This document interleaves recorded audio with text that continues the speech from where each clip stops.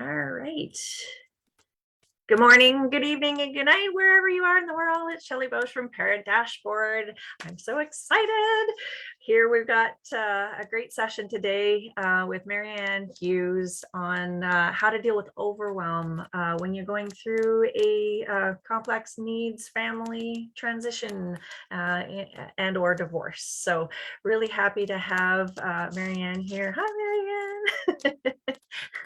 Thanks. So you might have, if you saw our little blurb last week, you know that we were sort of talking about how as complex needs families, sometimes there's that extra layer of sort of pressure and complexity that creates stress, and sometimes that can have wear and tear, including on relationships, and sort of, you know, where there were little fractures, they can become big ones. So and if you can't sort of if you get to the point where it's sort of the fork in the road and you do decide that it's not going to work out, you know, managing that separation and that transition in a way that's healthy and protects your kids is super important, because, you know, they only get one shot at it. And, you know, I can say that both as a child of divorce and as a mom of complex kids having gone through divorce. So, and the littlest things can become like challenging, choosing the therapies, you know, how to share duties, finances, you know,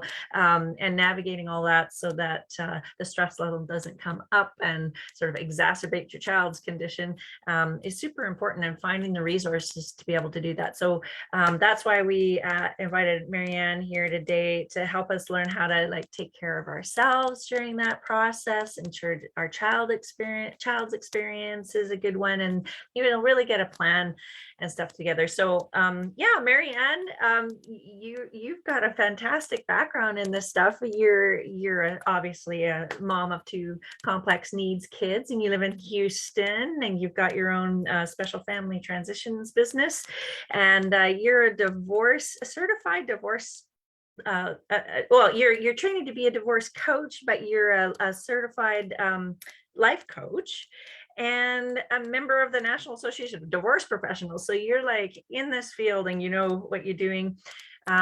We were so grateful for you to share those links earlier in the week. And if folks are interested to go back in the Parent Dashboard official community and take a look, Ann shared she was at this week a session on the 23rd about you know, with the Lone Star led program, shared some great psychologist perspectives.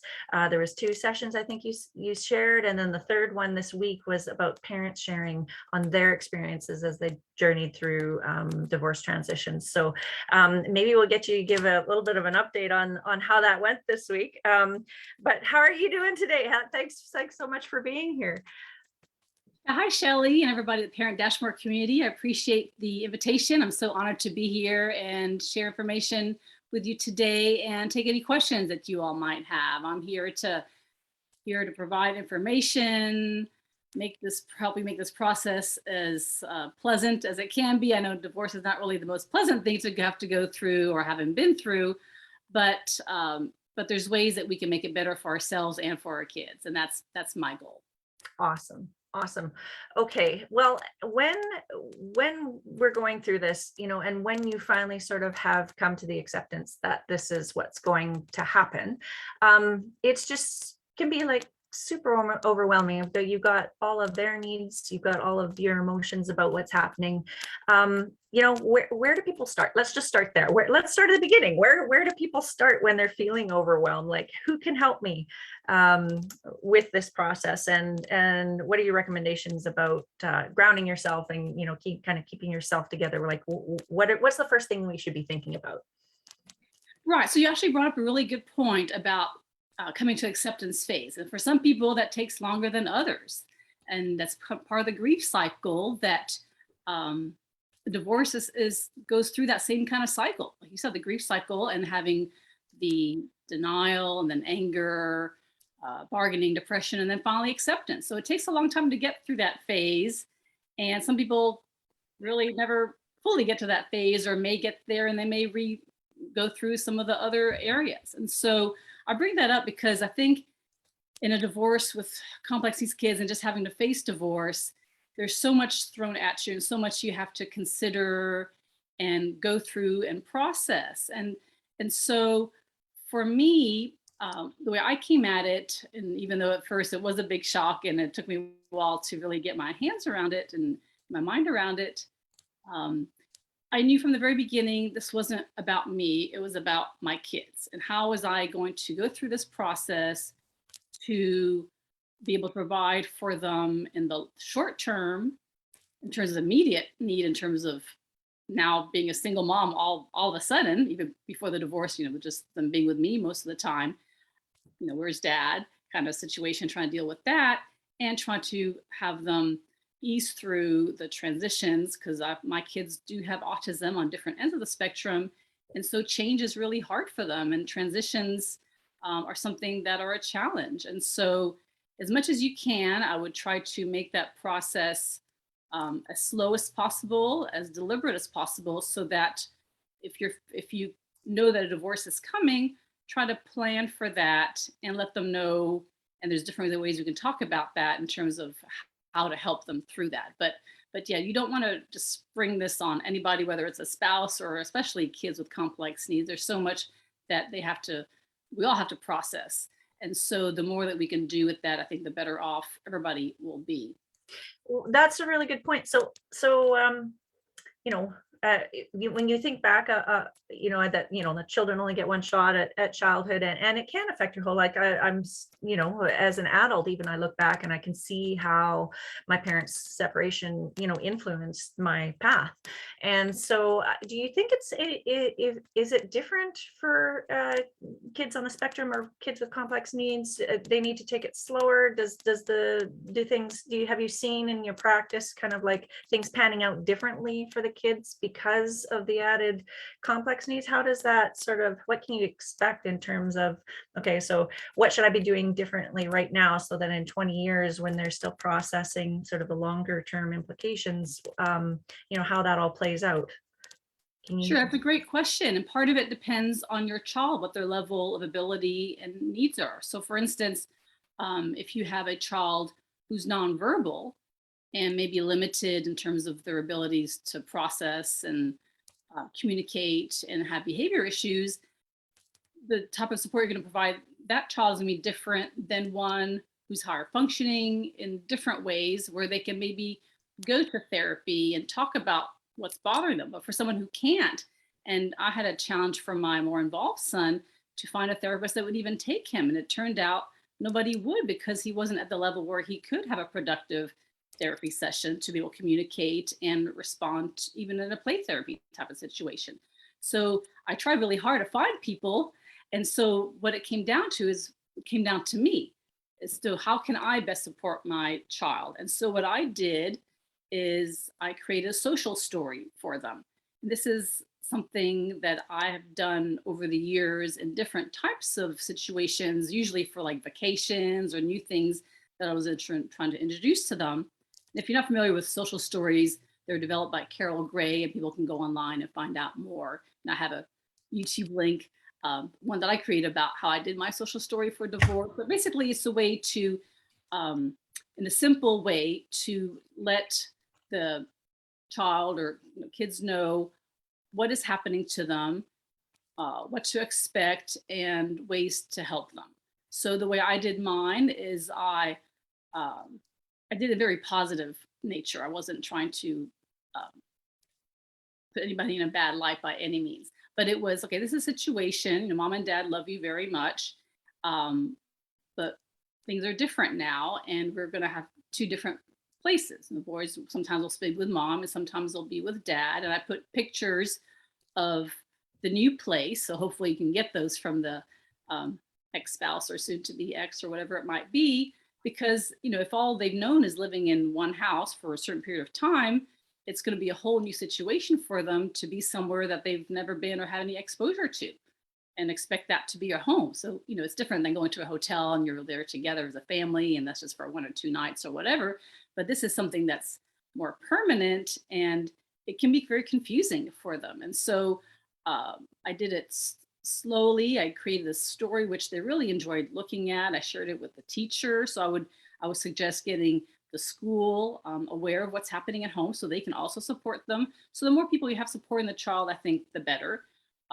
Whoever else you can find in your community, church, whatever religious organizations, other things that you're a member of, for them to all be supporting and understand what's happening to your family. Because as you mentioned, what might happen is my one child who wasn't able to verbally express himself showed it through aggression and behaviors that we hadn't seen in a long time. And that was his way of acting out. And it took time to overcome that, but that is something that might happen.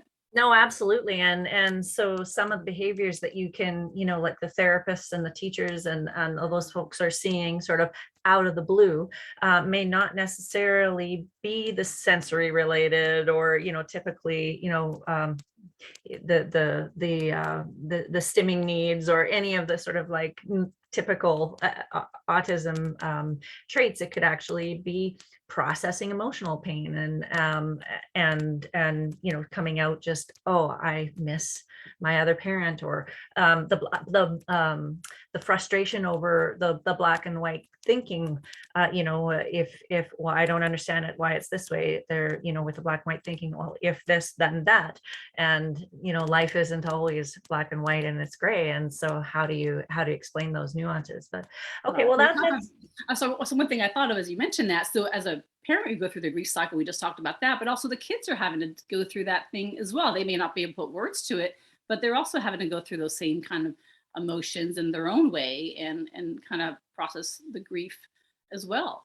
So are there any extra, how do you see, or what if there's contention about either recognition of the diagnosis or the approach to therapies? If there's a difference, sometimes that actually can be one of the exacerbating, things that happens to break up a relationship where one parent recognizes that, yeah, there's stuff going on here, and the other parent's either facing dealing with stigma or just disagrees with the diagnosis. How have you seen approaching therapies? Well, that is reality. That's a really good point. So I've seen it in my own situation, and as well as a lot of my clients, is sometimes both parents are not on board agreeing as to what the diagnosis is, what the therapy should be, and so on. And so it helps for, I think, open dialogue and sharing information to make this a team effort between the two parties. I mean, for whatever reason, people don't want to accept their child is not the way they wanted their child to be, or the way they may see it. So one parent may see a certain side of that child, whereas maybe another caregiver who's at home more or dealing with the everyday school issues may see a different side. So there may be some reason why one parent sees things differently. And sometimes it's just, like you said, it's kind of hard to accept that your child has a disability and what that might look like. And part of it is not knowing what the future is going to hold for that child. We may think that, oh, they're doing fine now, but there's so many other issues, anxiety and so on, even with a high functioning child that may come into play in the future. We don't know what the future is going to hold for that child. Even though they may be doing well at school, then you got to think about what's going to happen in the future after 18 or they age out of school. What can they go to college? Can they get a job? Can they hold a job? Are they going to need a job coach, depending if they're at that level? Or if they're not, what are the programs and places that they could go to afterwards? And so I had, like I said, my kids on different ends of the spectrum. I had my higher functioning one who did well in a lot of areas, but did still have a lot of support needs. And so the challenge was trying to find what he could do in the future. And it wasn't going to be a regular, 4-year college track and get a job right away. He's going to need a level of support to help him to be as successful as he can. And we have high hopes for him, and we want him to do well. So everything I do is to support what he does. And I think that's the goal, is we want to provide tools and resources and programs to help build them as much as they can if they're at that level. But then on the other side, my son with the more behavior issues, for example, it was hard to find a fit for a place that would even accept him because of his behaviors. And not that I was looking to make a change right now, but part of the divorce process is you want to plan for what those needs are in the future. So, right. Yeah. Yeah. Well, and and planning as a whole, even things like creating consistency across the household so that you're having the same messaging, the same responses to behaviors, the same environments, the same approaches, has a huge effect on the development and the ability for the child to generalize. Because I know some of our kiddos are super smart, and like they'll also have a tendency to kind of like use one technique, for lack of a better word, with one parent, and another technique, all kids sort of can do that and play one off against the other. Mom said this and dad said that. But our kids in particular have difficulty generalizing across. And when you're trying to, you've already got a barrier of skill development to overcome. Confounding that skill development by having different approaches in different households can be a thing. So what are some of the things that parents can do to kind of make things consistent across households, particularly when there's contention between the perspectives of parents? What do you see there? Yeah, that's a great question. So on the basic side, just to get started, what I would do to help with the transitions and for them to kind of know what's happening, whether it's pre-divorce or after divorce even, is have like a wall counter as an example of a schedule, so they can visually see what is happening, where they're going to be when, because that's part of the anxiety for a child is, when am I with mom? When am I with dad? How is this going to work? Hopefully you have a regular schedule. So whether you do or you don't, you can still try to, as much as you can, plan out on this calendar. And for young kids, and put all their activities on there and create a similar concept or structure to be at the parents' house, so they can have the same calendar to look at on both sides, because you want the other parent to know what's happening with the child and what their activities are and what you may be jointly doing or they need to be both aware of. But what the psychologist in the session that we had recently, especially for younger kids, she called it, instead of saying 2 nights here, 1 week there, whatever, she called it number of sleeps. So 1 sleep here, 2 sleeps here, and then you go to dad's, and that might be easier to process. So definitely that. And you want to share with the other parent, like you said, the approaches, strategies that have been shared with you or that you're implementing at your house, so they can carry that on and be consistent. Because one parent acting one way and then another one acting the other way, and having inconsistent rules at the house, and even though you can't dictate, I guess, how another parent is going to parent, that's up to them. But you can say, well, this is what works for the child. Let's do what we can to make it a best situation for them. Great. Yeah.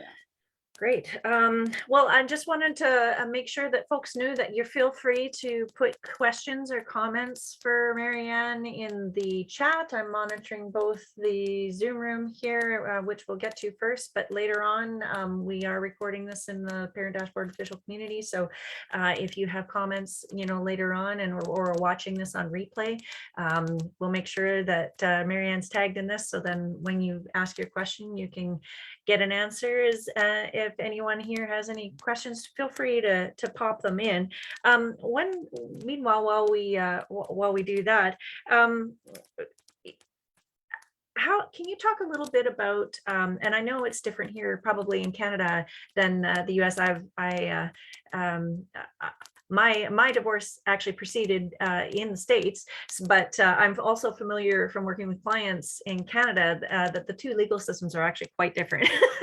And they talk about swift American justice. For those of you in the States, like a lengthy proceeding. At least mine was apparently long and drawn out, and it only took 3 or 4 months.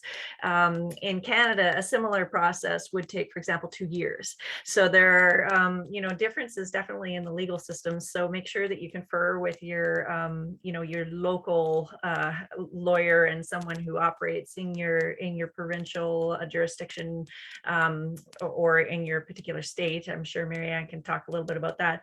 But in terms of when it gets down to court order parenting plans, for example, what are some of the things that you can have embedded in your parenting plan, or that the court can help sort these things out for? Like, how much authority, and generally, have you seen how are things weighted?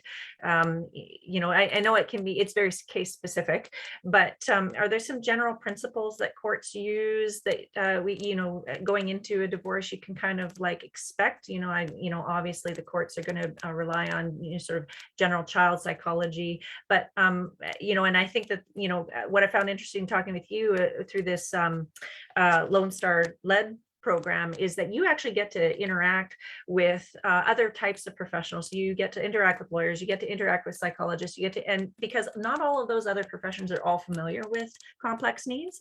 And so when I was worried, going into the process, that perhaps the legal system wouldn't understand what my son's needs were. And so have there been adaptations to the legal system, or are judges and, folks involved with the process, social workers, those sorts of things, are they all increasingly knowledgeable about special needs divorce, and like what the kid needs and how that works? Well, can you talk about that sort of whole area of how the system perceives these kids with special needs, and or what the general things that are happening in the system that we should be aware of as we go into the process? Sure, that's a great question. There's actually a lot of questions there. A lot. It is.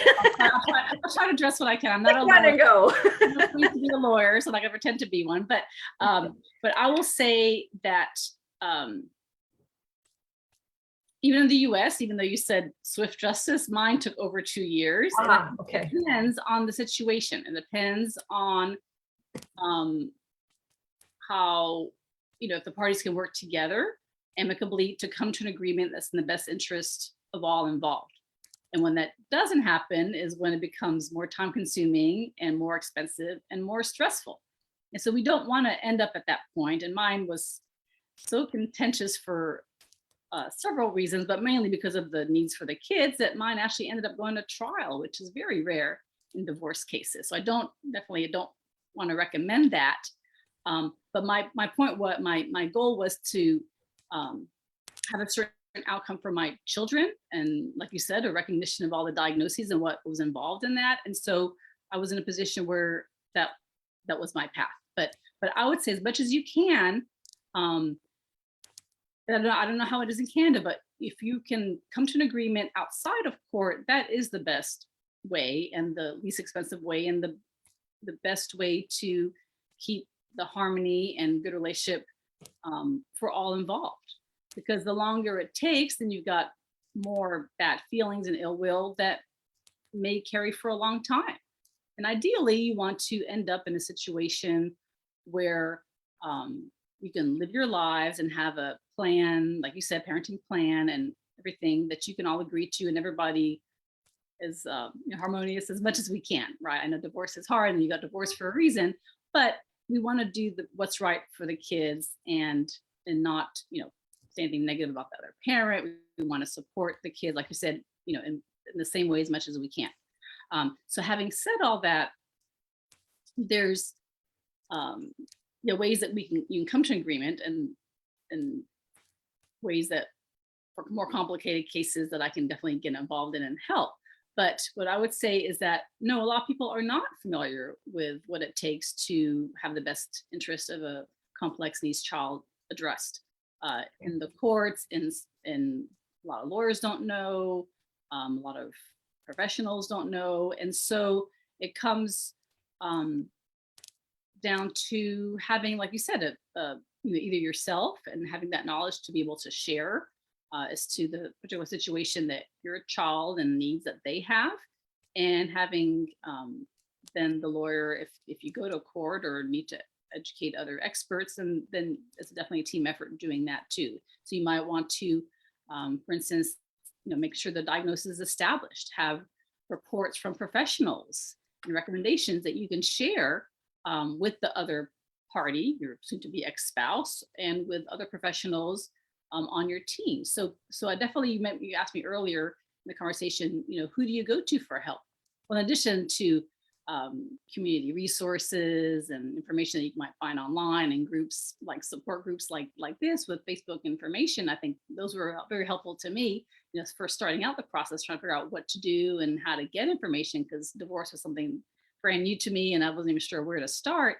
But once you get past that, you want to have a lawyer who you find does have an understanding about special or complex needs, and you'll want to maybe interview several of them and see what their experience has been. You'll want to find therapists or professionals who do understand that and can help your child. You want to maybe find a financial planner to help you think about what life is going to be like for you in the future, to take care of your kids and make sure that you're going to have a good outcome during and post divorce. And then a divorce coach like myself to help you think about all these things, because even though the other professionals I mentioned can be very knowledgeable and very helpful, I see myself as kind of the support person, the guide to help you through the process, because you can go to a lawyer with questions, but if that's not their area of expertise, they're going to charge you, I guess, a lot more billable hour than like some other type of professionals might. And they may not, that's not why we hired them. We hire lawyers to work through the law and get you the best result in the process. But there's other things we're working with, whether it's emotionally, trying to plan, trying to figure out the best course of action, then maybe other people are better suited for that. But once again, there's a team effort, so you want to share information with all the parties involved. Yeah, well, and it's sort of like having an interdisciplinary team for for your life, right? Because I can see it's sort of like when you deal with the school system, you don't know what they don't know, and or what skills you need to be able to navigate the system, or the medical system. And this is just like another one of those systems where you are going to need an interpreter, a Sherpa, a guide, a coach, somebody's been there before. So can you talk a little bit more about your process as a coach and what you do with people to help them through this? Like how do you go about what you do as a divorce coach? Right. Yeah. So the reason I got into this was from my experience and having been through such a complex, lengthy, emotionally and financially draining, time draining process. And so I decided, as I was going through it, especially at the end, when they did get towards the end, that other people should have to go through what I went through, and it should be easier and to be able to find resources and a path for success. And so that's my goal. And that's why I created Special Family Transitions, to help people through that process. So right now I'm still at the stage where I can work one-on-one with clients, and it's really based on their needs and their situations. So I have some who need help from the very beginning to plan what to do and how to get through the process. And some may bring me in when it becomes more contentious and they need to figure out plans for success. And so I can help them prepare for meetings with lawyers. Sometimes the lawyers will include me in the planning meetings as well. And so everything I do is to let them think about, thinking about their goals. And a lot of it, we talk about mindset, a different group that we're in, right?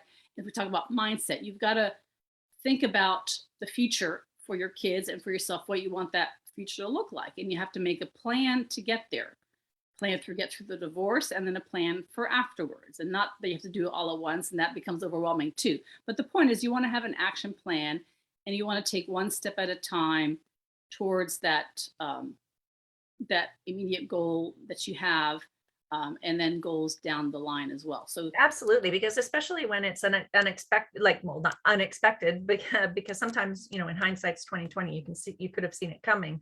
But, particularly when it's an unexpected situation, you're dealing with sort of like the shock value of what's happening, or you're in a situation, you're getting out of a bad situation, and you're under the emotional duress of sort of just trying to deal with getting unentangled emotionally, making a lot of those decisions, you're not thinking clearly sometimes, and just having that third eye that has the special needs lens. I think that's like super, super important, super valuable what you do for people, because it's essentially, not just sort of like a friend or, somebody outside, but somebody who actually understands the implications for the special needs child from the special needs child's perspective because of their particular needs, right? That's a sort of specialized skill set. So really appreciate you sharing that. I'm just going to check and see if we have any. Oh, I gotta get out of view mode here and see if we've got it. Any questions here? I see Cindy's in the chat sort of talking about how she homeschooled because of her program, things, and the main problem being, sort of one parent not considering sort of their own impacts on the relationship, and then attacking her, and I think that piece that you brought up about sort of love and affection clause is what they called it in my situation, where it really does impact the kids if you sort of get into that negative dynamic, and so I was just thinking about this event that you went to this last week, and where you had some of these parents come and share. And thank you, Cindy, for sharing in the comments. Well, yeah, and there's another piece here from Cindy about controlling availability and and influencing. I'm pulling from my own situation, influencing other sort of angles of life, like the therapy and that sort of thing. Sorry, I'm kind of rambling, but when I think about the event that you just went to, you must have heard sort of a wide range of experiences. Well, can you tell us about this event that was on the 23rd? It was the third piece of that Lone Star led program, where the parents came and shared. And what were some of the takeaway comments? Can you tell us about the event and some of the takeaway comments that you got from this last session on the 23rd that wasn't recorded? Sure. Yeah. So the Lone Star Lend is a group that I'm in, where multiple disciplinary people, medical professionals, all kinds of disability professionals talk about different special needs and everything related to that. So that's, like you said, I have a kind of a holistic view now of different aspects. But through my process and over the years, I also saw what kind of goes into it and what you got to think about in terms of divorce.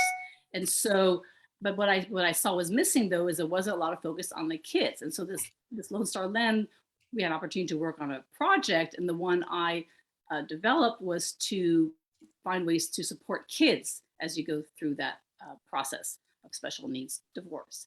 And so the first two were psychologists who talked about how to support, take care of yourself, which is real important during divorce. We didn't get to talk much about that, about the self-care aspect, which is really important, and how to support the kids. So we can talk more about that as well, or those are recorded, so everyone's welcome to view those. But in this third session, we had parents who had been through a divorce in the past, and their experiences and what they would suggest for people. And so it was kind of across the board, as it is in any divorce. You have some that were amicable and both parties wanted to work for the best result of the child, and wasn't necessarily the best relationship at the beginning, but over time they've developed arrangements and ways to have a good relationship with the child and with each other. And ideally, that's what we would like to have. But then you have the other end, where based on the personalities involved or different values or whatever it might be, that one parent is not in the picture and wasn't there supporting from the beginning and is still not. So I'm not going to pretend to say that it's all going to be rosy, and it may be in your situation, but it takes hard work. But then you may have a high conflict type of personality that you're dealing with that may make that difficult. But still, you want to always hope for the best. Try not to look back. Try to keep looking forward, and keep things as professional as you can. If that is your situation with someone who's not going to be as willing to work with you and do what's right for the kids, just keep it very professional. Keep the communication lines open, send them constant updates as to what's happening, try to get information as to what's going on with them and the kids, and just keep the child as top of focus, and don't worry about the way you've been hurt in the past. That really, is not going to help the parenting relationship and the co-parenting. Well, and I had somebody sort of describe it as playing golf. You're playing your game now, and keeping focused on what you do and how you act, and keeping yourself will sort out a lot of that process, particularly if there's a lot of negativity being spewed. If you don't participate, the people, the court system will observe that difference in behavior, and how you manage your own self will largely dictate, oh, okay, I can see where the problem is coming from or not. So, kind of managing your own expectations, your own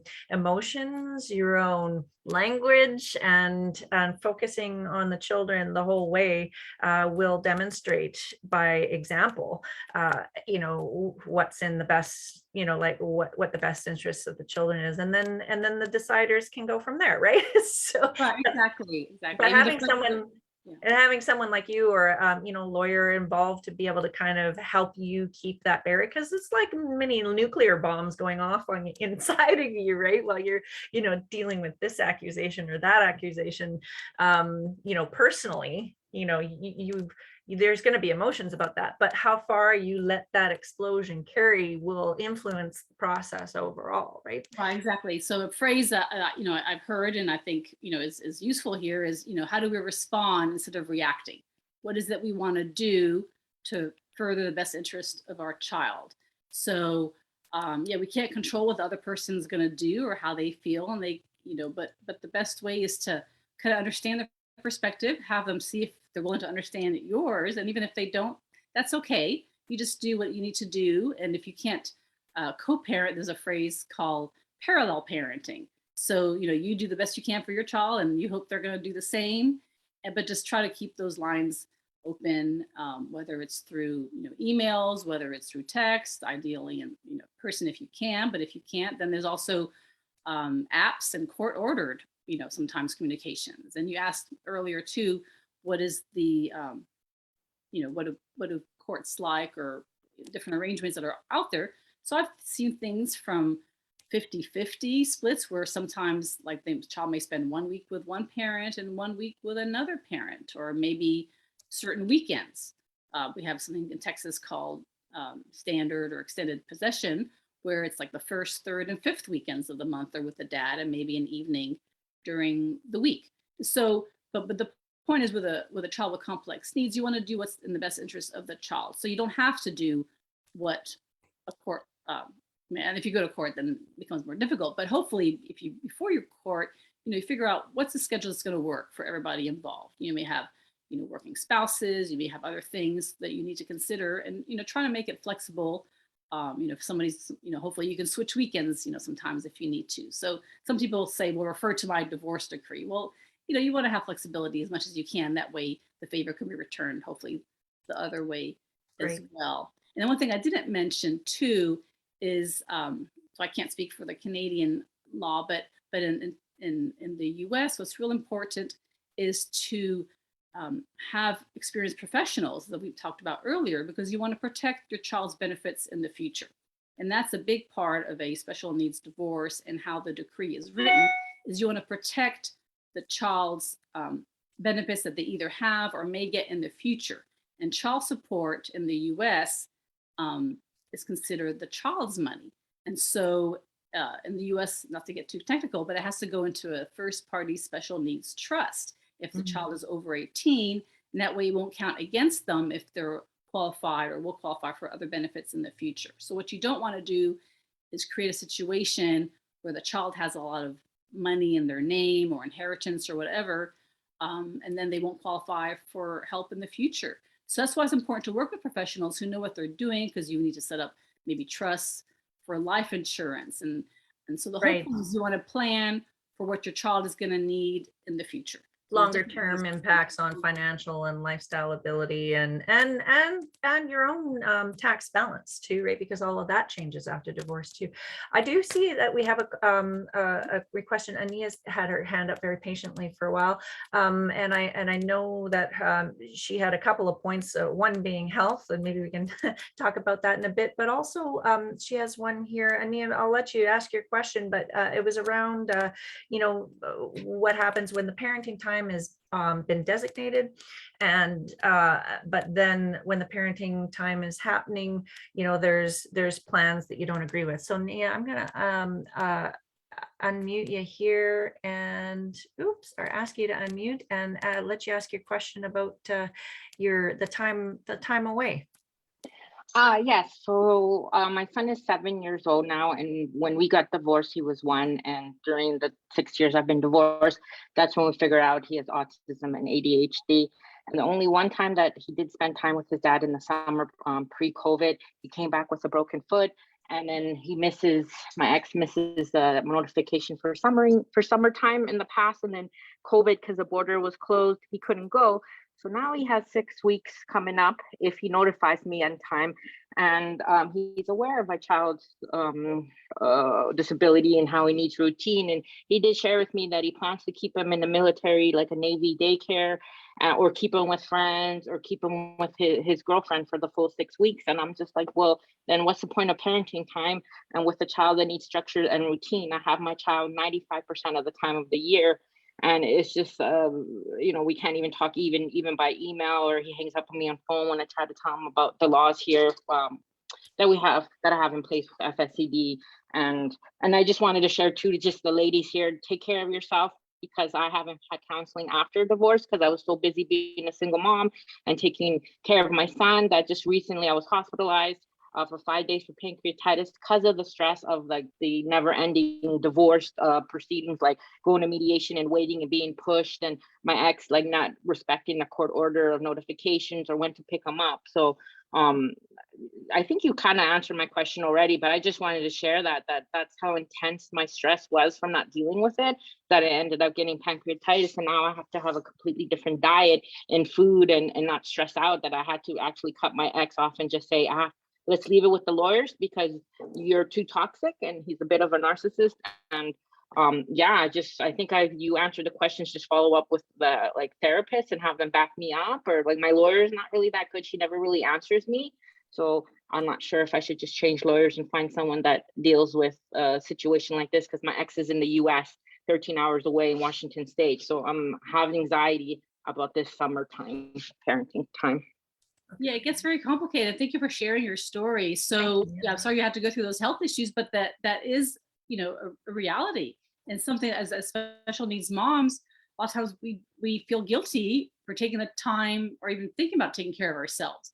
But like you said, if we don't, then we can't take care of ourselves. That means we can't take care of our children. And so the phrase I like is, you can't pour from an empty cup. And so you've got to make sure, you got to make time to take care of yourself, whether it's mental, emotional, spiritual, whatever you need, taking care of your body, mind, and spirit, so that you can best take care of your kids and to be in the best position to support them and make decisions that are going to affect you both. Because like you said, it takes its toll if we don't, and then everybody ends up suffering. So yeah, so it took me a long time to realize that too, that we are important, and we got to, not put ourselves last all the time. I think we tend to do that a lot. Even more so now, right? Because especially if now you're separate and you're also the primary coordinator of all of the therapy appointments and all of the resources, and also trying to maintain your own income. At Parent Dashboard, we recognize how hard it is already for parents, especially with kids with high behaviors or really complex medical situations, when you're busy trying to do all of the doctor's appointment, plus the school is sending them home because of behaviors, and you can't work because regular shifts because you have to unpredictable things happening, meltdowns, that sort of thing, that finances can be a challenge. So dealing with managing your income and your health and your children's needs, and then the divorce proceedings on top of any, moves or other, usually when you're in the process of divorce, you may not be looking for other relationships, but, and needing support and emotional connection to the world, and having time for yourself and your own emotional health, right? Sometimes other people come in. So, balancing all of those things is super critical. And I want to really thank you, Ania, for sharing, because, that is sort of like the linchpin of all of it, especially as moms, is taking care of your health and wellness during the process. So I think Can I add one more thing? Oh, sorry, we ran out of time. absolutely. So based on what you said, and I think, and I meant to say this earlier, as part of the team is, it used to be maybe two people taking care of the, having responsibility together of raising the family. Well, all of a sudden you're by yourself and you can't do it all by yourself. So definitely, if you can find people to help you, find opportunities for respite. And Shelley, what you do is so important in trying to find caregivers and try to fund that, because you can't do it all 24 hours a day for 90% of the time or whatever time you might have possession, right? It becomes too much. So, try to find ways to offload what you have, get people that you trust, that you can bring in, whether it's a paid position or not, just this, resources out there in the community that hopefully will help you, but for sure do that. And so you mentioned about trying to find another lawyer representation. If that's the right answer for you, then maybe it is. But like you said, based on different personality types, they may or may not see your point of view. But maybe you can come to an agreement. Maybe 6 weeks at a time is not the right answer for a child to be away. Maybe you can come to different agreements, maybe different blocks of time, and see what the other party's willing to do.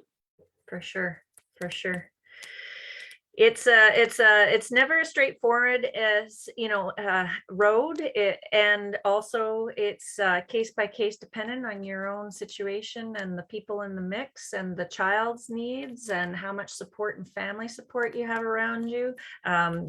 Sometimes with special needs, our family relationships aren't that clear because sometimes our families don't understand that, or there's contention because they think you should be dealing with it a different way, and you're just trying to navigate your situation as well. So there's so many layers to the process, and just having someone here like Marianne to kind of like help and guide you in terms of just, okay, these are the set of things that you're going to need that's going to be coming up, because you said you don't know what's coming up. What is down the road? What are the potholes in the road? What are the forks in the road? What major decisions should I have known about? In hindsight, if I'd had support, oh, well, maybe I would have gone after this more than this, in the settlement, or I would have struck, this type of arrangement. So having someone kind of like, it's almost like playing a poker hand and being taught, okay, well, if you have these cards, you want to split it this way, right?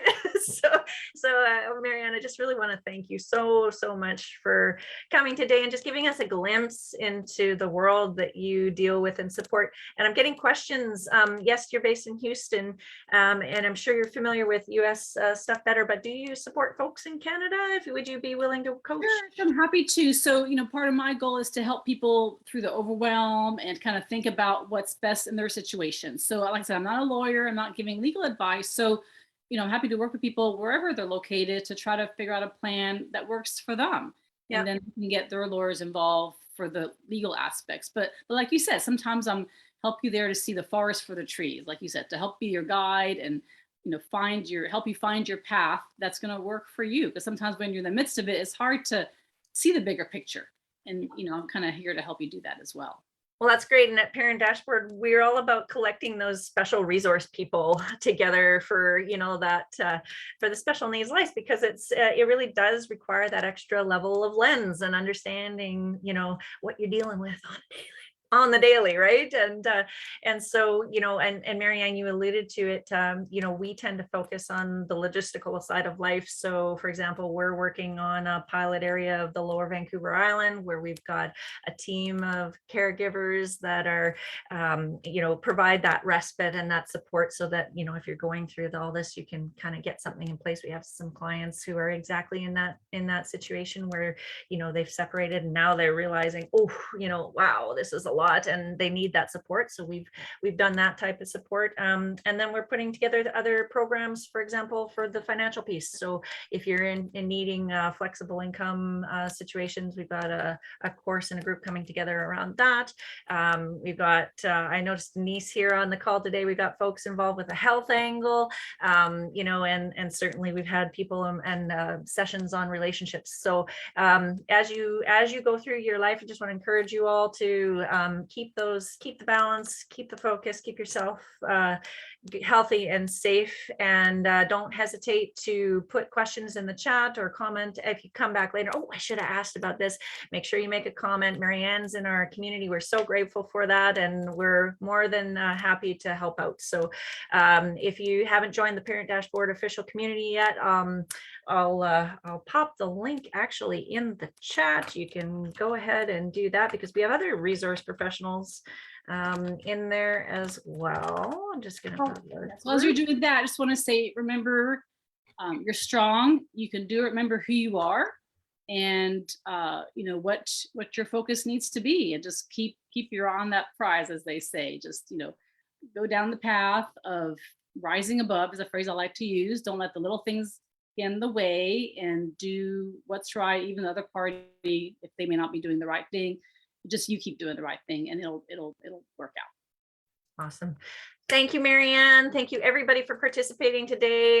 This will be here in our group as a resource, and just really appreciate you all being here today. And if you felt this has been helpful or know somebody who could use this, feel free to share or like or comment. We'll put it on our profile page as well, so it's a little bit more shareable than in the community, and that'll help. So thanks, everybody, and we'll look forward to seeing you. Our next session will actually deal with another kind of topic. It's that we always have our Parent Dashboard Presents events at the last Saturday of the month, and the next time will be Claire Louise Owen dealing with that. Well, maybe when you're dealing with this with a little bit too much alcohol, and just coping a little bit too much, and how to sort that out and keep that in check and get perspective on that too. So we'll be working with her, and stay healthy, stay strong, and great to see you all. Thanks so much for being here today. Thanks, Marianne. Thank you. Okay, bye.